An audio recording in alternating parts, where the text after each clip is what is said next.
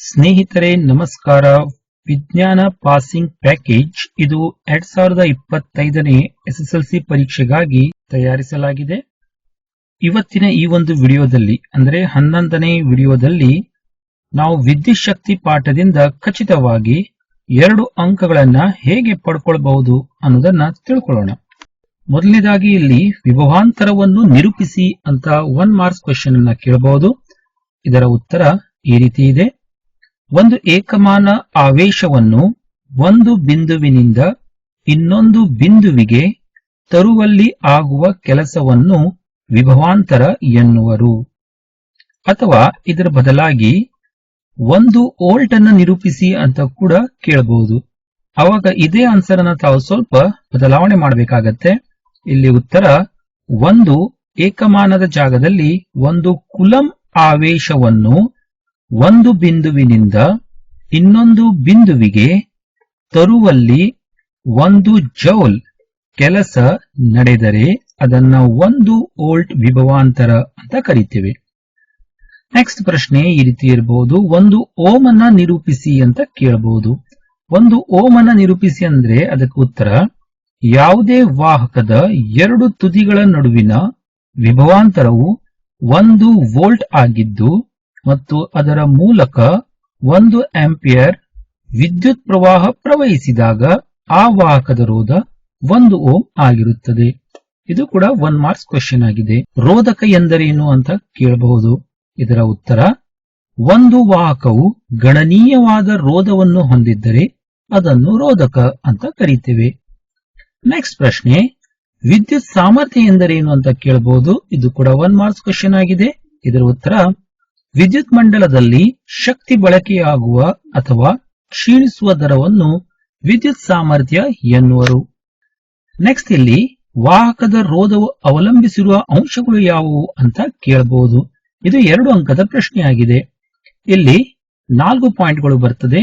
ವಾಹಕದ ರೋಧ ಅವಲಂಬಿಸಿರುವ ಅಂಶಗಳಲ್ಲಿ ಮೊದಲನೇದು ವಾಹಕದ ಉದ್ದ, ವಾಹಕದ ಅಡ್ಡ ಕೊಯ್ತ, ವಸ್ತುವಿನ ಪ್ರಾಕೃತಿಕ ಗುಣ ಮತ್ತು ತಾಪ. ಇಲ್ಲಿ ಪ್ರತಿಯೊಂದು ಪಾಯಿಂಟ್ಗೆ ಅರ್ಧ ಅಂಕ ಇರುವುದರಿಂದ 2 ಮಾರ್ಕ್ಸ್ ಕೇಳಿದ್ರೆ ಈ 4 ಪಾಯಿಂಟ್ ಅನ್ನು ತಾವು ಬರೀಬೇಕು. ಅಥವಾ ಇದರ ಬದಲಾಗಿ ವಾಹಕದ ರೋಧವು ಅದರ ಉದ್ದಕ್ಕೆ ನೇರ ಅನುಪಾತದಲ್ಲಿರುತ್ತದೆ, ವಾಹಕದ ರೋಧವು ಅದರ ಅಡ್ಡ ಕೊಯ್ತಕ್ಕೆ ವಿಲೋಮಾನುಪಾತದಲ್ಲಿರುತ್ತದೆ ಅಂತ ಕೂಡ ಬರೀಬಹುದು. ಇದೇ ಪ್ರಶ್ನೆಯನ್ನ ವಾಹಕದ ರೋಧವು ಅದರ ಉದ್ದಕ್ಕೆ ಹೇಗೆ ಸಂಬಂಧಿಸಿದೆ ಅಂತ ಪ್ರಶ್ನೆ ಕೇಳಿದಾಗ ಈ ಒಂದು ಪಾಯಿಂಟ್ ಅನ್ನ ಬರೀಬೇಕು. ಅಥವಾ ವಾಹಕದ ರೋಧವು ಅದರ ಅಡ್ಡ ಕೊಯ್ತಕ್ಕೆ ಹೇಗೆ ಸಂಬಂಧಿಸಿದೆ ಕೇಳಿದ್ರೆ ಈ ಪಾಯಿಂಟ್ ಅನ್ನ ತಾವು ಬರಿಬೇಕಾಗತ್ತೆ. ನೆಕ್ಸ್ಟ್ ಇಲ್ಲೊಂದು ಪ್ರಶ್ನೆ. ಒಂದು ವಿದ್ಯುತ್ ಮಂಡಲದಲ್ಲಿ ಫ್ಯೂಸ್ ಹಾಗೂ ವಿದ್ಯುತ್ ಬಲ್ಬ್ಗಳಿಗೆ ವಿದ್ಯುತ್ ಪ್ರವಾಹದ ಉಷ್ಣೋತ್ಪಾದನಾ ಪರಿಣಾಮದ ಪ್ರಾಯೋಗಿಕ ಅನ್ವಯವು ಹೇಗೆ ಉಪಯೋಗವಾಗಿದೆ ವಿವರಿಸಿ ಅಂತ. ಅಂದ್ರೆ ವಿದ್ಯುತ್ ಮಂಡಲದಲ್ಲಿ ಉಷ್ಣ ಉತ್ಪತ್ತಿಯಾಗುವಂತ ಒಂದು ಪರಿಣಾಮ ಏನಿದೆಯಲ್ಲ ಅದು ಯಾವ ರೀತಿ ನಾವು ಬಳಕೆ ಮಾಡಿಕೊಳ್ತಿದ್ದೇವೆ ಅಂತ ಕೇಳಿದ್ದಾರೆ. ಒಂದು ಪ್ರಬಲವಾದ ಹಾಗೂ ಹೆಚ್ಚಿನ ದ್ರವಣ ಬಿಂದು ಹೊಂದಿರುವ ಟಂಗಸ್ಟನ್ ತರಹದ ಲೋಹವು ಹೆಚ್ಚು ಉಷ್ಣತೆಯನ್ನು ಹೊಂದಿ ಬೆಳಕನ್ನ ಉತ್ಸರ್ಜಿಸುವುದು.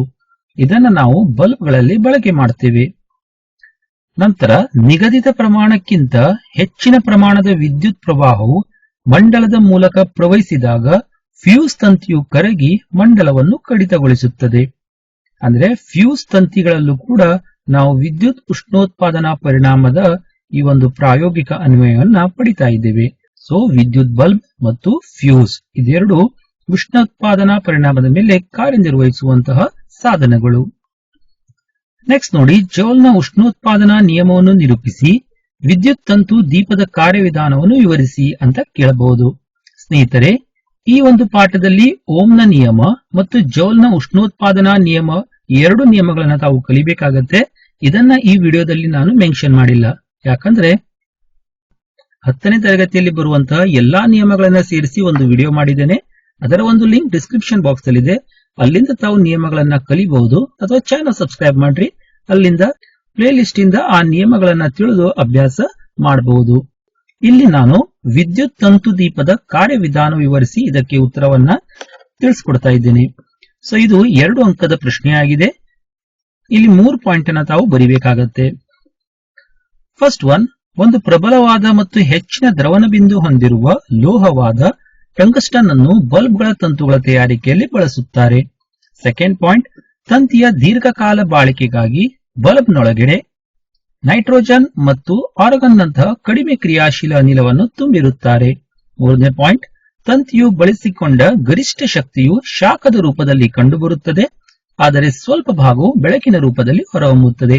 ಈ 3 ಪಾಯಿಂಟ್ ಅನ್ನ ಬರಿಬೇಕಾಗತ್ತೆ. ಸ್ನೇಹಿತರೆ, ಇಲ್ಲಿ ಒಂದು ಅಂಕಕ್ಕೆ ಈ ರೀತಿ ಕೂಡ ಪ್ರಶ್ನೆ ಕೇಳಬಹುದು. ಟಂಗಸ್ಟನ್ ಅನ್ನು ಬಲ್ಬ್ಗಳ ತಂತುಗಳ ತಯಾರಿಕೆಯಲ್ಲಿ ಏಕೆ ಬಳಸುತ್ತಾರೆ ಅಂತ ಕೇಳಿದಾಗ ಅದು ಪ್ರಬಲವಾದ ಮತ್ತು ಹೆಚ್ಚಿನ ದ್ರವಣ ಬಿಂದು ಹೊಂದಿದೆ ಅಂತ ತಾವು ಉತ್ತರ ಬರೀಬೇಕು. ಅಥವಾ ತಂತಿಯ ದೀರ್ಘಕಾಲ ಬಳಕೆಗಾಗಿ ಬಲ್ಬ್ನ ಒಳಗಡೆ ತುಂಬುವ ಅನಿಲ ಯಾವುದು ಅಂತ ಕೇಳಬಹುದು. ನೈಟ್ರೋಜನ್ ಅಥವಾ ಆರ್ಗಾನ್ ಅನಿಲ ಬಲ್ಬ್ನ ಒಳಗಡೆ ತುಂಬುವಂತದ್ದು. ಅಥವಾ ಬಲ್ಬ್ನ ಒಳಗಡೆ ನೈಟ್ರೋಜನ್ ಅಥವಾ ಆರ್ಗಾನ್ ಈ ಅನಿಲ ತುಂಬಲು ಕಾರಣವೇನು ಅಂತ ಕೇಳಬಹುದು. ಕಾರಣ ಏನಂದ್ರೆ ತಂತಿಯ ದೀರ್ಘಕಾಲ ಬಾಳಿಕೆಗಾಗಿ ಆ ಒಂದು ಅನಿಲವನ್ನ ತುಂಬುತ್ತೇವೆ. ಅಮೀಟರ್ ಮತ್ತು ವೋಲ್ಟ್ ಮೀಟರ್ ಗಳನ್ನು ವಿದ್ಯುತ್ ಮಂಡಲದಲ್ಲಿ ಹೇಗೆ ಜೋಡಿಸಿರುತ್ತಾರೆ, ಅವುಗಳ ಕಾರ್ಯವೇನು ಅಂತ ಕೇಳ್ತಾರೆ. ಸೊ ಅಮೀಟರ್ ಅನ್ನು ಯಾವತ್ತು ಸರಣಿ ಕ್ರಮದಲ್ಲಿ ಜೋಡಿಸುತ್ತೇವೆ, ಮತ್ತೆ ವೋಲ್ಟ್ ಮೀಟರ್ ಅನ್ನ ಸಮಾಂತರ ಕ್ರಮದಲ್ಲಿ ಜೋಡಿಸಿರುತ್ತಾರೆ. ನಂತರ ಅವುಗಳ ಕಾರ್ಯ, ಅಮೀಟರ್ ವಿದ್ಯುತ್ ಮಂಡಲದಲ್ಲಿನ ವಿದ್ಯುತ್ ಪ್ರವಾಹದ ದರವನ್ನು ಅಳೆಯುತ್ತದೆ. ವೋಲ್ಟ್ ಮೀಟರ್ ವಿದ್ಯುತ್ ಮಂಡಲದಲ್ಲಿನ ವಾಹಕದ ತುದಿಗಳ ನಡುವಿನ ವಿಭಾಂತರವನ್ನು ಅಳೆಯುತ್ತದೆ. ಸ್ನೇಹಿತರೆ, ಈ ಒಂದು ಪಾಠದಲ್ಲಿ ಕೆಲವೊಂದು ವಿದ್ಯುತ್ ಸಾಧನಗಳ ಬಗ್ಗೆ ತಿಳಿಸಿಕೊಟ್ಟಿದ್ದಾರೆ. ಅದು ವೋಲ್ಟ್ ಮೀಟರ್ ಇರಬಹುದು, ಎಮಿಟರ್ ಇರಬಹುದು, ಗ್ಯಾಲ್ವನೋಮೀಟರ್ ಇರಬಹುದು. ಇವೆಲ್ಲ ಸಾಧನಗಳನ್ನ ಏಕೆ ಬಳಸಲಾಗ್ತದೆ, ಅಥವಾ ವಿಭವಾಂತರವನ್ನು ಅಳೆಯುವ ಸಾಧನ ಯಾವುದು, ವಿದ್ಯುತ್ ಪ್ರವಾಹವನ್ನು ಅಳೆಯುವ ಸಾಧನ ಯಾವುದು, ಇಂಥ ಪ್ರಶ್ನೆಗಳನ್ನು ಕೂಡ ಕೇಳ್ತಾರೆ. ಜೊತೆಗೆ ಎಸ್ಐ ಮಾನಗಳ ಕುರಿತು ಕೂಡ ಈ ಒಂದು ಪಾಠದ ಮೇಲೆ ಅನೇಕ ಪ್ರಶ್ನೆಗಳು ಬಂದಿದೆ. ಅದರಿಂದ ಆ ಒಂದು ಸಾಧನಗಳ ಕುರಿತು, ಎಸ್ಐ ಮಾನಗಳ ಕುರಿತು ಒಂದು ಸಪರೇಟ್ ವಿಡಿಯೋವನ್ನ ಮಾಡಿದ್ದೇನೆ. ಆ ವಿಡಿಯೋದಿಂದ ತಾವು ಅಲ್ಲಿ ಸಾಧನಗಳ ಕುರಿತು, ಎಸ್ಐ ಮಾನಗಳ ಬಗ್ಗೆ ತಾವು ಅಧ್ಯಯನ ಮಾಡಬಹುದು. ನಂತರ ಇಲ್ಲಿ ಇನ್ನೊಂದು ಪ್ರಶ್ನೆ ಇದೆ. ಜೌಲ್ನ ಉಷ್ಣೋತ್ಪಾದನಾ ಆ ಒಂದು ನಿಯಮದ ಮೇಲೆ ಕಾರ್ಯನಿರ್ವಹಿಸುವ ಸಾಧನಗಳನ್ನ ಹೆಸರಿಸಿ ಅಂತ ಕೇಳ್ತಾರೆ. ಅಂದ್ರೆ ಉಷ್ಣ ಉತ್ಪತ್ತಿ ಮಾಡುವಂತ ಸಾಧನಗಳನ್ನ ತಾವಲ್ಲಿ ಹೆಸರಿಸಬೇಕಾಗತ್ತೆ. ವಿದ್ಯುತ್ ಇಸ್ತ್ರಿ ಪೆಟ್ಟಿಗೆ, ವಿದ್ಯುತ್ ಒಲೆ, ವಿದ್ಯುತ್ ಹೀಟರ್, ವಿದ್ಯುತ್ ಬಲ್ಬ್, ವಿದ್ಯುತ್ ಫ್ಯೂಸ್, ಇವೆಲ್ಲ ಜೌಲ್ನ ಉಷ್ಣೋತ್ಪಾದನಾ ಆ ಒಂದು ನಿಯಮದ ಮೇಲೆ ಕಾರ್ಯನಿರ್ವಹಿಸುವಂತ ಯಂತ್ರಗಳು ಅಥವಾ ಸಾಧನಗಳು ಅಂತ ಹೇಳಬಹುದು. ನಂತರ ಇಲ್ಲಿ ವಿದ್ಯುತ್ ಉಷ್ಣೋತ್ಪಾದನಾ ಸಾಧನಗಳಲ್ಲಿ ನೈಕ್ರೋಮ್ ನಂತಹ ಮಿಶ್ರಲೋಹಗಳನ್ನು ಉಪಯೋಗಿಸುತ್ತಾರೆ ಏಕೆ ಅಂತ ಕೇಳಬಹುದು. ಇದಕ್ಕೆ ಕಾರಣ, ಮಿಶ್ರಲೋಹಗಳ ರೋಧಶೀಲತೆಯು ಲೋಹಗಳಿಗಿಂತಲೂ ಹೆಚ್ಚಿದಾಗಿರುತ್ತದೆ. ಅಂದ್ರೆ ನೈಕ್ರೋಮ್ನ ರೋಧಶೀಲತೆ ಲೋಹಗಳಿಗಿಂತ ಹೆಚ್ಚದಾಗಿದೆ. ಮಿಶ್ರಲೋಹಗಳು ಹೆಚ್ಚಿನ ತಾಪಮಾನದಲ್ಲಿ ಸುಲಭವಾಗಿ ದಹಿಸುವುದಿಲ್ಲ. ಇಲ್ಲಿ ನೈಕ್ರೋಮ್ ಸುಲಭವಾಗಿ ಆ ಒಂದು ಹೆಚ್ಚಿನ ತಾಪ ಹೆಚ್ಚಾದರೂ ಕೂಡ ದಹಿಸುವುದಿಲ್ಲ ಅಥವಾ ಕರಗುವುದಿಲ್ಲ. ನಂತರ ಮಿಶ್ರಲೋಹಗಳ ದ್ರವಣ ಬಿಂದು ಹೆಚ್ಚು. ಆದ್ದರಿಂದ ಸಾಮಾನ್ಯವಾಗಿ ಉಷ್ಣೋತ್ಪಾದನಾ ಸಾಧನಗಳಲ್ಲಿ ಬಳಸುವಂತ ಒಂದು ಮಿಶ್ರಲೋಹ ಯಾವುದಾಗಿರ್ತದೆ ಅಂದ್ರೆ ನೈಕ್ರೋಮ್ ಆಗಿರ್ತದೆ. ಸೊ ಸ್ನೇಹಿತರೆ, ಇದಿಷ್ಟು ವಿದ್ಯುತ್ ಶಕ್ತಿ ಪಾಠದಿಂದ ಖಚಿತವಾಗಿ ಕೇಳುವಂತ ಕೆಲವೊಂದು ಪ್ರಶ್ನೆಗಳನ್ನ ತಮ್ಮ ಮುಂದೆ ಇಟ್ಟಿದ್ದೇನೆ.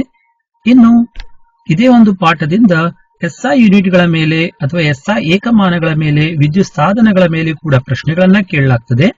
ಆ ಒಂದು ಪ್ರಶ್ನೆಗಳು ಯಾವುದು ಅಂತ ತಿಳ್ಕೊಳ್ಬೇಕಂದ್ರೆ ತಾವು ಚಾನೆಲ್ ಸಬ್ಸ್ಕ್ರೈಬ್ ಮಾಡ್ರಿ. ಅಲ್ಲಿ ಪ್ಲೇ ಲಿಸ್ಟ್ ಇಂದ ವಿಡಿಯೋವನ್ನ ನೋಡಿ ಅದರ ಬಗ್ಗೆ ತಾವು ತಿಳ್ಕೊಳ್ಬಹುದು. ಧನ್ಯವಾದಗಳು.